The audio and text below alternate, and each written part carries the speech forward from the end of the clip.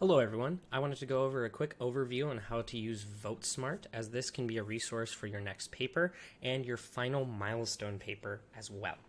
VoteSmart, this is kind of what it looks like at the very beginning, and I would like you to enter your candidate, or you can enter in any of your local Congress people as well. So I'm going to do Jim Jordan, as he's a pretty easy individual to connect to. So I'm going to click this, and we're going to probably be using votes and funding. So I'm going to click on votes, and I'm going to look at some of the bills that he has voted yes and no on. These are pretty much party line, as Jim Jordan does vote pretty heavily with the majority at times. So we're going to select one. Let's go the Federal Law Enforcement Officer Service Purchase Act. We can click on this, we can click on the arrow, and we can see the outcome, if the bill passed or not, and the bill number. Once we click on the bill itself, we can see the vote results and the yes and no votes, pretty much on party lines. This makes sense. You can see the original bill as well, and the sponsors and the co-sponsors here on the bill.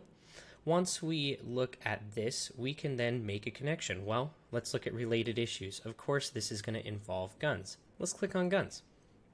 So these are National Guns Key Votes. Unfortunately, there's only one bill in 2023 to look at, and this is the bill that we selected. So if we make an inference, we can look at, okay, guns. Let's look at ratings.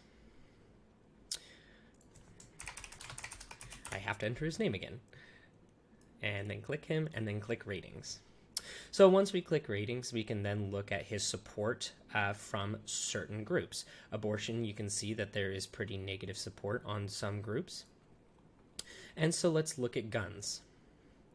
Well, guns, we can see that he has a pretty high support system within the gun lobbyists. The NRA, Association Political Victory Fund, has him at an A+, and has had him at an A+ for 3 years, ending at 2010.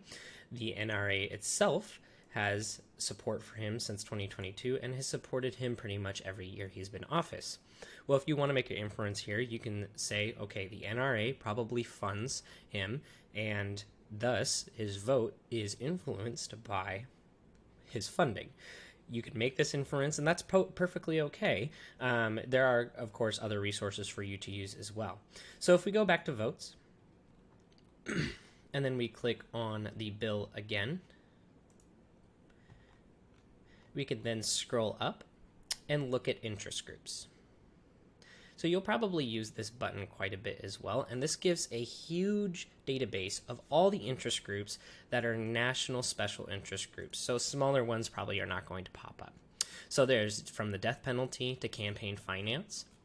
If we look at guns, we can look at the last rating that they had. So the Americans for Responsible Solutions didn't rate candidates and hasn't rated candidates, but they have endorsed candidates. So if we look, let's look for the NRA. We can click there. It'll give a description, and it'll give ratings and endorsements. It'll also give positions. So this is pretty good to look at the goals of the interest group that you have.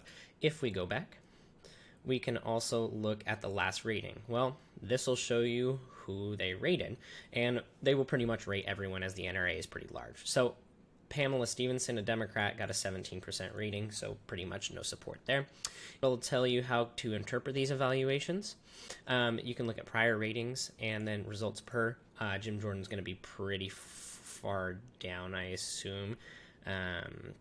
If you look through, you can see the party, the affiliation rating, and what state they are from, state house, attorney general, to national house, so on and so forth. So this is a good resource for you to use. You may use this in your final paper. You may use this in your next paper. Play around with it a little bit and see what you can find and what connections you can make. Let me know if you have any questions on this resource. I would be happy to answer them.